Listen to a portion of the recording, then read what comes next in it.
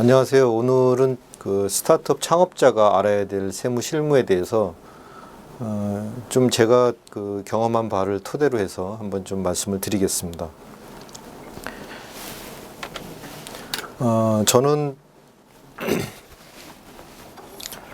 지금 이제 회계사 사무실을 이제 갖고 있고요. 다른 이제 그 회사를 하나 운영을 하고 있고, 평생교육협동조합 그 이제 사무국장, 또 협회 사무국장을 하고 있습니다.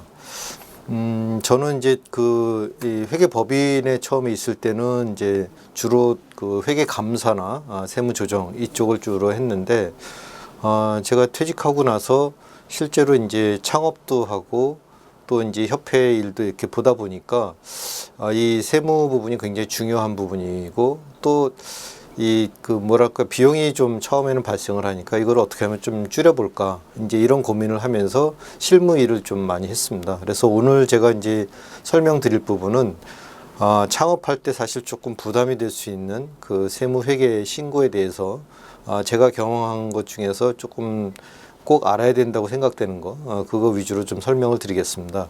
제가 설명드릴 자료는 사실 이제 그 국세청 자료에 다 나와 있습니다. 다만 이제 제가 설명을 드리면서 좀 앞뒤로 연관되는 거, 또 이제 중요하다고 생각되는 거를 이제 좀 말씀을 드리는데, 저는 그걸 이제 회계 큐레이터라고 이제 설명을 하고 싶습니다. 그래서 이제 차근차근 설명을 한번 해보겠습니다.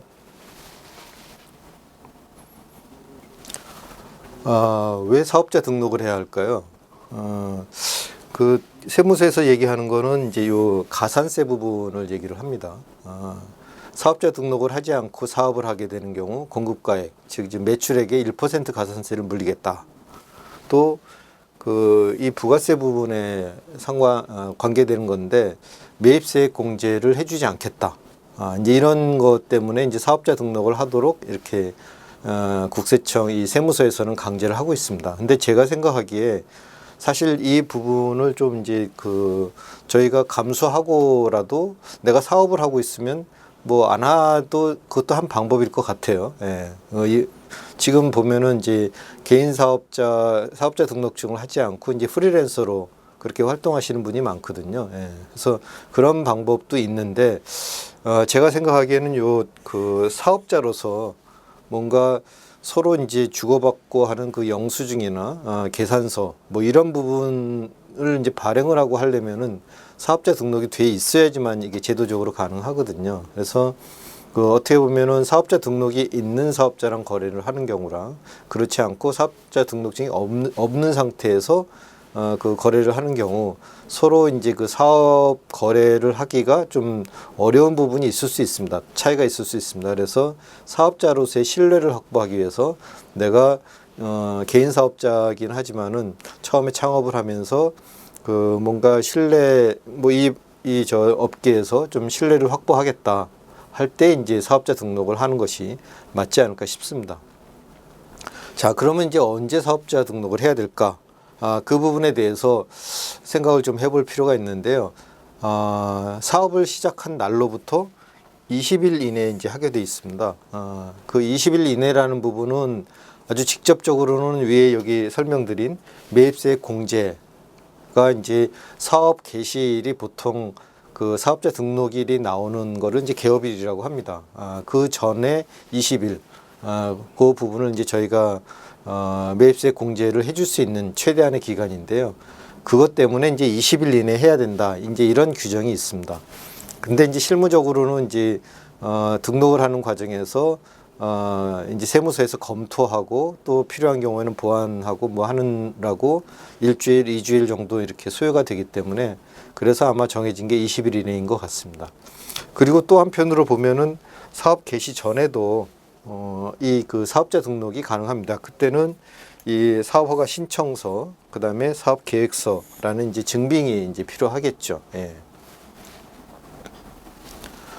자, 근데 이제 그 사업자 등록이 내가 사업을 하고 싶으니까 뭐 저 세무서에 등록을 하면 되겠지. 그런데 이제 그 사업자 등록이라는 게 꼭 세무서만 관련되는 게 아니고요. 지금 이제 정부 여러 기관들이 있는데 거기에서 인가를 하고, 그 그다음에 뭔가 허가를 하고 이제 이런 업종들이 있습니다. 그 이제 예를 든다면은 여기 맨 밑에 보면은 그 학원이라는 게 있어요. 예. 이 학원이라는 부분에서 그 학원의 설립, 뭐 또 과외 교습 등에 관한 법률에 의해서 이제 인가를 받게 돼 있는데 이 인가를 받아야지만 그 해당되는 업종 코드로 이제 사업자 등록이 가능합니다. 근데 요 인가 업종이 아닌 경우에는 바로 이제 그 사업자 등록이 가능하고요. 또 하나는 이제 그 여기 보시면은 이제 일반 판매업이나 뭐 이런 경우에 통신 판매를 하는 경우가 있어요. 근데 통신 판매는 이제 구청이나 시청에 이제 그 저 신고 사항이거든요. 그래서 그 신고를 하고 나서 그 다음에 사업자 등록을 할 수 있는. 그러니까 어떻게 보면은 사업자 등록을 하기 전에 먼저 해야 되는 그런 부분이 좀 있겠습니다.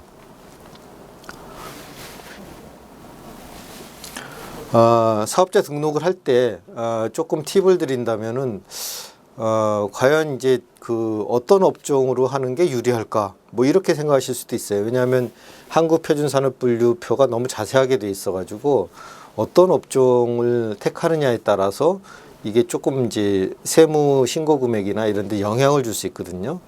나중에 설명드리겠지만 이제 이 단순 경비율 어떻게 보면 이제 국세청에서 인정한 그 이 비용률이겠죠. 또 기준 경비율. 요때 이제 그 업종별로 이게 매년 바뀌어서 이제 고시가 되는데 예를 들어서 저 같은 경우에 이제 공인회계사이기도 하고 또 이제 교육 서비스를 주로 합니다. 강의를 많이 하다 보니까요. 이제 이 경우에서는 한번 비교를 해봤습니다. 그 공인회계사업은 지금 요게 이제 저 그 단순 경비율이고요. 제가 예를 그냥 든 겁니다. 요게 이제 기준 경비율. 그런데 이제 요 단순 경비율이 58%, 23% 이렇게 돼 있는데 위탁교육 훈련 서비스 같은 경우는 75.9%, 31.7% 이렇게 돼 있거든요. 자, 어떤 게 유리할까요?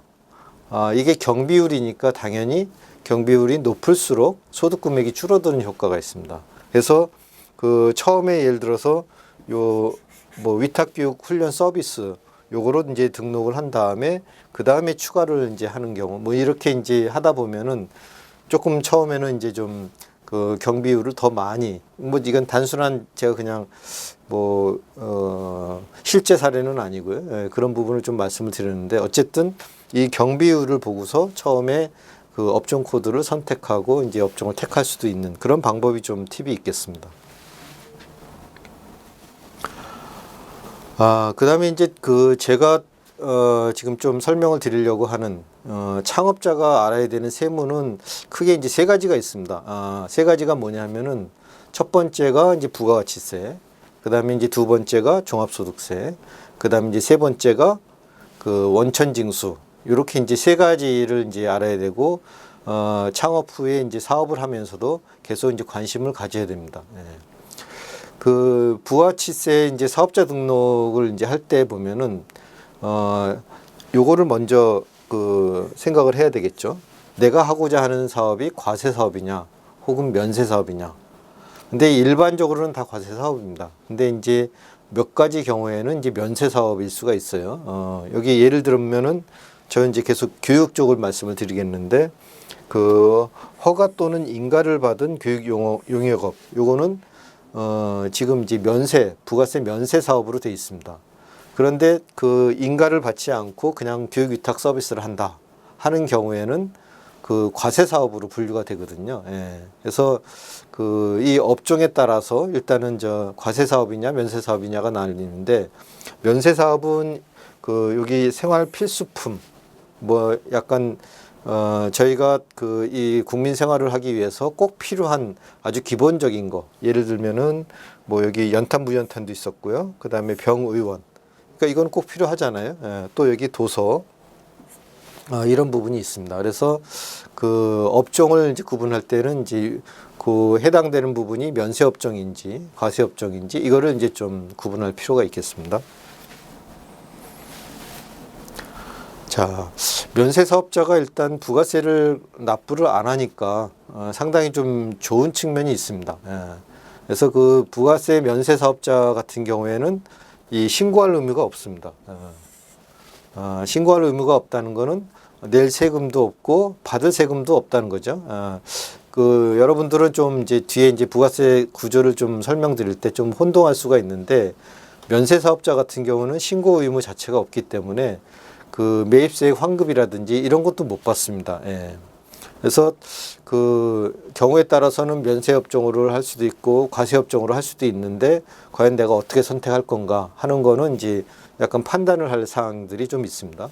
근데 어쨌든 면세 사업자는 이 신고할 의무가 없으니까 굉장히 조금 편한 측면이 있습니다. 관리적인 측면에서는.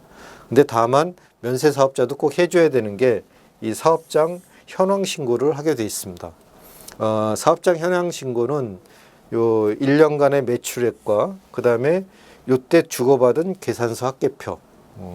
계산서라는 건 이제 우리가 물건을 구입하면서 받은 이제 계산서 또는 세금 계산서겠죠. 요거를 그 2월 10일까지 그 관할세무서에 신고를 해야 됩니다. 근데 여기서 이제 조금 주의를 해야 될 거는, 면세 사업자가 이제 평소에는 이렇게 신고를 안 하다가 2월 10일까지 뭐 해달라고 이제 뭔가 이 공지가 이제 날라오거든요. 예. 물론 공지가 꼭 날라와서 의무적으로 해야 되는 사람이 있고 안 날라오는 사람도 있기는 있습니다. 예. 근데 어쨌든 이거는 그 법상으로는 현황 신고를 하게 돼 있습니다. 그래서 그 신고를 이제 할 때 유의해야 될 사항은 뭐냐면은, 이게 나중에 저희가 그 개인에 대한 소득세, 예. 소득세랑 이제 관련이 된다는 거죠. 예. 그 무슨 얘기냐 하면은, 내가 신고한 매출액, 그다음에 내가 그 받아들이는 뭐 이제 경비 등의 증빙, 이런 거를 이제 그때 한 거기 때문에, 이거는 국세청에 들어가는 순간에 그 사람은 이런 매출을 했고 이런 뭐 비용을 발생했다 하는 게 이제 들어가 있거든요. 그래서 나중에 소득 신고할 때 그게 참조 자료가 돼서 이렇게 넘어올 수가 있습니다. 물론 자기가 신고한 것만 나오는 건 아니고요. 상대방이 신고한 그런 원천징수라든지 그 세금 계산서라든지 이거를 합산해서 이제 오기는 하지만은, 어쨌든 잘못하면은 꼭 그 고지한 대로 하는 과정에서 사실은 뭔가 좀 소득세 부분에 부담이 커서 이걸 줄여야 되는데 먼저 신고해 놓으면 좀 위험한 부분이 있을 수 있겠습니다. 그 다음에 이제 또 생각을 하셔야 될 게, 그 처음에 이제 사업자 등록을 하면서 일반 과세자로 할지 그 다음에 간이 과세자로 할지, 이게 한편으로는 선택 사항이기도 하고 한편으로는 그 약간 좀 분류 사항이기도 합니다. 여기 이제 제시된 표를 보시면은 그 매출액이 그 4,800만 원 이상, 그리고 4,800만 원 미만.